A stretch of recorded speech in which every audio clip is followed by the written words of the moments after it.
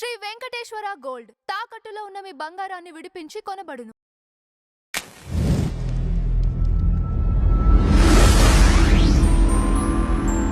Sir, Tollywood star director Sai Rajesh గారికి senior journalist iDream మూర్తి గారికి మధ్య ఉన్న వివాదం ఏంటి? అంటే వివాదం ఏముందండి, సినిమా బాగుందా బాగాలేదా అంటే వాంటెడ్గానే సినిమా గురించి బ్యాడ్ ప్రాపగాండా జరుగుతోంది అనేది సాయి రాజేష్ గారి అభిప్రాయం.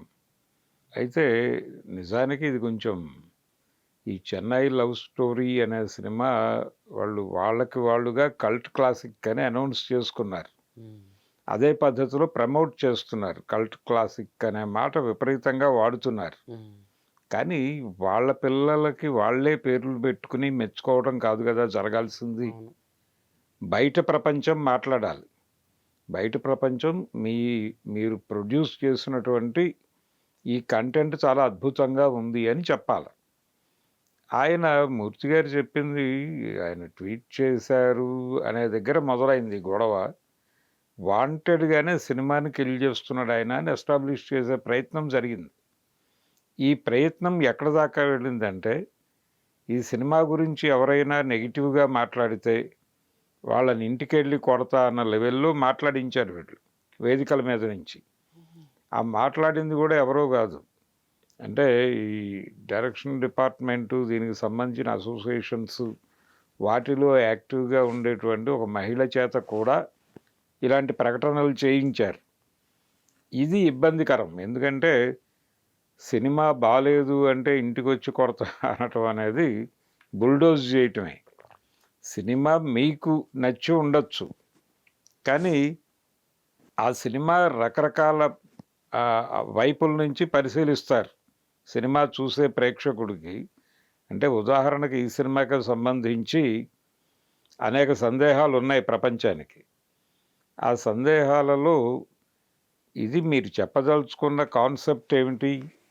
చెప్పదలుచుకున్నటువంటి కాన్సెప్టు ఫస్ట్ లవ్ తోపు కాదు. అంటే ఫస్ట్ లవ్ ఒకవేళ డిస్టర్బ్ అయితే దాంతోనే హెల్డప్ అయిపోవటం కన్నా కూడా మూవ్ ఆన్ అవ్వాలి అని ఒక పాజిటివ్ విషయాన్ని మీరు ఎక్స్ప్లెయిన్ చేయదలుచుకున్నప్పుడు దానికోసం మీరు నిర్మించిన కథలో ఒక క్యారెక్టర్నేమో అమ్మాయి జీవితంలో నుంచి పక్కకి నెట్టారు.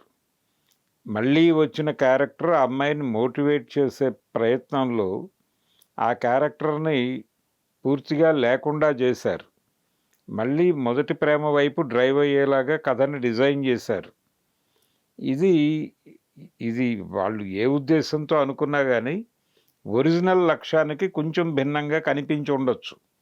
రెండోది, ఎప్పుడైతే మీరు ఈ క్యారెక్టర్ని కథలో నుంచి స్కిప్ చేయాలనుకున్నో లేకపోతే చంపేయాలనో అనుకున్నప్పుడు దానికి సంబంధించిన పద్ధతి ఒకటి ఉంటుంది.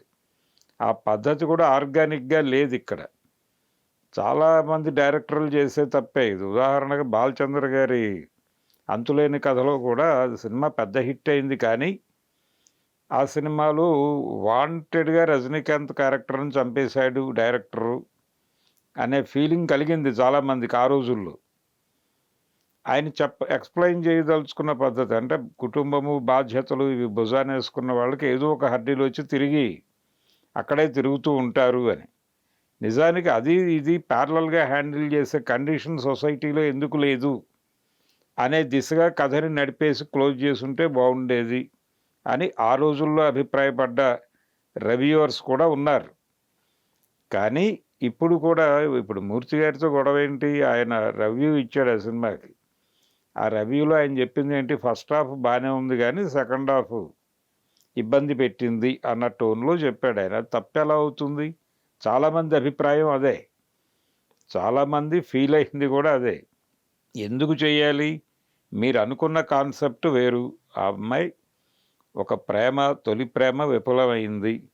అయిన తర్వాత ఆవిడ్ని మోటివేట్ చేయటానికి రకరకాల ప్రయత్నాలు జరుగుతాయి. ఆ ప్రయత్నాల్లో ఒకటి వర్కౌట్ అవుతుంది.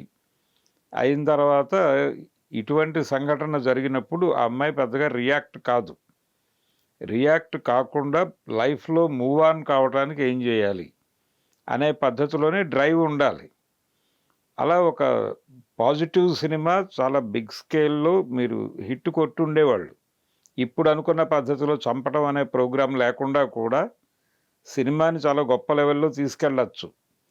కానీ మీరెందుకు అది ఆలోచించలేదు? ఇదేం కొత్త విషయం గూడా గాదు. గతంలో ఆత్రేయ గారు చాలా సందర్భాల్లో చెప్పిన మాటే ఇది. అంటే ఈ తొలి ప్రేమ తోపు గాదు అని వీళ్ళేదో చాలా సెన్సేషనల్ స్టేట్మెంట్ ఇచ్చామని అనుకున్నారు గానీ, ఆయన ఇంకా చక్కగా అంటే చాలా క్లారిటీతో చెప్పినటువంటి మాట ఒకటుంది. అడిగేందుకు ఒకవేళ ఎవడన్నా నీ ప్రేమ కాదు అనుకుంటే, అడిగేందుకు నీకున్నది మమకారం, విడిపోయేందుకు తనకున్నది అధికారం అని చెప్పాడాయన. విడిపోయిన వాడి దగ్గర పాయింట్ ఉంటుంది. ఎందుకు విడిపోయానో చెప్పడానికి వాడి దగ్గర ఓ పాయింట్ ఉంటుంది. కానీ నాతోనే ఉండాలి, నువ్వు ఇంకోళ్ళతో వెళ్ళకూడదు అని అడగటానికి మీ దగ్గర పాయింట్ ఏముంటుంది? ఇది తప్ప? దీన్ని బుల్డోజింగ్‌గా ఫీల్ అవుతాడు అవతలోడు. కాబట్టి డెమోక్రటిక్‌గా వదిలేయండి వాడిని. ఆ వదిలేయటం అనే పాయింట్ మీద తీసుకునే కథను నడిపుండొచ్చు. Give up. అవతలవాడు నీతో కుదరదు అనుకున్నప్పుడు నువ్వు ఎమోషనల్‌గా ఫీల్ అవ్వాల్సిన అవసరం లేదు. వాడిని ఎక్స్‌క్యూజ్ చేసి వదిలేయి. వాడి రైట్ అది. నీతో ఉండాలా, ఇంకొకళ్ళతో ఉండాలా డిసైడ్ చేసుకోవటం అనేది వాడి హక్కు, అధికారం అన్న పద్ధతిలో కథని నడిపి ఉంటే ఇది డెఫినెట్‌గా ఒక కల్ట్ క్లాసిక్ అయి ఉండేది. కానీ మీరు మళ్ళీ దాన్ని పరిమితుల్లోకి, పరిధుల్లోకి తీసుకొచ్చి ఏదేదో చెప్పే ప్రయత్నం చేసి గందరగోళం చేసింది మీరు. కానీ మ్యూజికల్‌గా బాగుంది సినిమా. ఏదో మణిశర్మ గారు మంచి పాటలు ఇచ్చాడు. ఈ తొలి ప్రేమ తోపు కాదు అనే మాట దగ్గర నుంచి గుర్తుందా గుర్తుందా నువ్వు తడిసిన తొలి వర్షం ఇలాంటివి పాపం బాగానే ఫ్రేజ్ చేయగలిగాడు ఆయన, అనంత శ్రీరాము. ఇవన్నీ కలిసి సినిమాకు ఒక మూడ్ క్రియేట్ చేసినాయి. ఆ మూడ్ మీద పర్వాలేదులే సినిమా అనే అనుభూతి కలిగి ఎవరైనా మాట్లాడితే వాళ్ళతో ఓకే అలా అనుకోండి. అలాగే నటీనటులకు సంబంధించి ఆ హీరోయిన్ ఆ క్యారెక్టర్ని చాలా బాగా అడాప్ట్ చేసుకోగలిగింది. ఆ క్యారెక్టర్లో ఉండేటువంటి ఆ మిక్స్డ్ ఎమోషన్స్, పర్టికులర్గా అర్జున్ రెడ్డి ఫేజ్ కూడా ఒకటి ఉంటుంది అందులో. ఆ క్యారెక్టర్లో ఒక ఆడ అర్జున్ రెడ్డి లాగా కనిపించే పరిస్థితి కూడా ఉంటుంది. నిజానికి ఆ యాంగిల్లో కథను నడిపినా బాగానే ఉండేది. ఆడ అర్జున్ రెడ్డి అన్న తరహాలో తీసుకెళ్ళినా జనాలు కనెక్ట్ అయ్యేవాళ్ళు సినిమాకి. ఇప్పుడు కూడా సినిమా హిట్టు, దాని మీద 50 కోట్ల పోస్టర్ అయిపోతున్నారు అనే వార్తలు నడుస్తున్నాయి. కానీ ఇక్కడ ప్రశ్న ఏంటంటే, మీ సినిమా మీకు నచ్చి ఉండొచ్చు, మీ కాన్సెప్ట్ మీకు అద్భుతం అయి ఉండొచ్చు. కానీ ఆ మాట చెప్పాల్సింది ప్రజలు. ప్రజలు చెప్పితే మీకు రిసెప్షన్ చాలా అద్భుతంగా ఉండుండేది. రిసెప్షన్ కూడా సోగా ఉంది.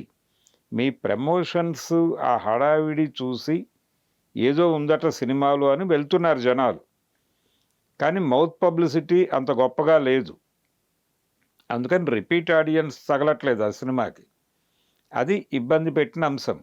బేబీ కథకి ఈ కథకి ఒక ఇబ్బంది ఉంది. బేబీ కథలో మీరు టార్గెట్గా ఒక విషయం చెప్పారు, ఆడపిల్లలు మోసం చేస్తున్నారు అన్న టోన్లో ఈ అభిప్రాయం మేల్ యూత్లో బలంగా ఉంది. అది తప్పే. అయినప్పటికీ మీరు మేల్ యూత్కి ప్రాపర్గా కనెక్ట్ అవ్వగలిగారు ఆ సినిమా ద్వారా. ఇదే డిప్రెషన్లో ఉన్నటువంటి మేల్ యూత్కి ఈ సినిమా చాలా కనెక్ట్ అయింది. ఒక రకంగా RX 100 అనే సినిమా కూడా మేల్ యూత్కి కనెక్ట్ అవ్వటం వల్లనే అది సక్సెస్ అయింది. ఇలా ఒక టార్గెట్ ఆడియన్స్ ఉన్నారు మీకు ఆ సినిమాకి సంబంధించి. వాళ్ళు మోసారు. 100 కోట్లు రావడానికి ఆర్గానిక్గానే అది లీడ్ చేసింది. కానీ ఇక్కడ పరిస్థితి అది కాదు. మీరు చెప్పదలుచుకున్న విషయాన్ని చెప్పాల్సినటువంటి పద్ధతిలో చెప్పలేకపోయారు అనేది నిజం. ఆ నిజాన్ని చెప్పిన వాడి మీద దాడి చేస్తామంటే ఎలా కుదురుతుంది? చెప్పుతో కొడతా, లేకపోతే ఇంటికి వెళ్ళి చూసుకుంటాం, ఇలాంటి వ్యాఖ్యానాలు చేయటం ఇబ్బంది. అలాగే ప్రెజర్ తీసుకురావటం, అతని వర్క్ ప్లేసు ఆ యాజమాన్యం దాకా వెళ్ళి మాట్లాడటం, ఇవన్నీ కూడా చేయదగని పనులు. డెమోక్రటిక్గా ఉండండి. మీరు ఒక కంటెంట్ చేశారు, మీ మీద విమర్శ వస్తే విమర్శను స్వాగతించండి, రెక్టిఫై చేసుకోవడానికి ట్రై చేయండి. ఫర్దర్ ప్రాజెక్టులు చేసేటప్పుడు ఇలాంటి విషయాలు స్ఫురణలో ఉంచుకోండి. గుడిపూడి శ్రీహరి గారు కూడా అనేక విమర్శలు చేసేవాడు ఆ రోజుల్లో సినిమాల మీద. ఇప్పుడు పరిస్థితి ఎలా తయారైందంటే, వెలుగు నీడల సినిమాలో ఆత్రేయ గారే ఒక సీన్ రాశాడు. ఆయన అంటే అందులో పేకేటి శివరావు క్యారెక్టర్, అది జర్నలిస్ట్ క్యారెక్టర్. ఎక్కడికి వెడుతున్నావు అని అడుగుతాడు రూమ్మేట్ నాగేశ్వరరావు. అడిగితే ఒక వరలో 2 కత్తులు అని మహోజ్వల జానపద చిత్రం ప్రివ్యూ ఉంది, చూసి బాగుందని రివ్యూ రాయాలి అంటాడు ఆయన. అంటే అప్పటికే ప్యాకేజ్ ఏదో ముట్టింది అతనికి, అందుకని చూసి బాగుందని రివ్యూ రాయాలి అని చెప్తాడు. ఆ సీన్ రాయటం ద్వారా ఒక విమర్శ చేశాడు. జర్నలిస్టుల మీద, ఇండస్ట్రీ మీద కూడా దాడి జరిగింది. అంటే అమ్ముడుపోయిన జర్నలిస్టులు సినిమా బాలేకపోయినా బాగుందని రాస్తారు. అలా కొనటం తప్పు, అమ్ముడుపోవటం అంతకంటే తప్పు. ఈ రెండూ జరిగినప్పుడు మీకు పూర్తి పాజిటివ్ రివ్యూస్ వస్తాయి. ప్రతి సినిమాకి, ప్రతి అభిప్రాయానికి భిన్నాభిప్రాయం ఉంటుంది సమాజంలో. ఆ భిన్నాభిప్రాయాలు వ్యక్తమైన తర్వాతే, అందులో జెన్యూన్ భిన్నాభిప్రాయాలు ఏవో మీకు అనిపిస్తే వాటిని స్వీకరించండి. మీ అభివృద్ధికి దాన్ని దోహదపడేలాగా మలుచుకోండి. అంతే తప్ప అసలు నాకు నెగిటివ్గా అభిప్రాయం చెప్పడమే తప్పు అంటే నియంతృత్వం అనిపించుకుంటుంది అది. మీ సినిమాలోనేమో మీరు డెమోక్రసీ చెప్తారు, తొలి ప్రేమ తోపు కాదు, మూవ్ ఆన్ అయిపోవాలి అని. మీరేమో ఎవరైనా విమర్శిస్తే దాడి చేస్తారు. ఇది ఎలా కరెక్ట్ అవుతుంది? అందుకని సినిమా నిర్మాతలు, రెండోది ఇక్కడ విమర్శకులు అని టార్గెట్ చేస్తున్నారు, కానీ సోషల్ మీడియాలో ఆ సినిమా గురించి వస్తున్న రియాక్షన్స్ ఏమిటి?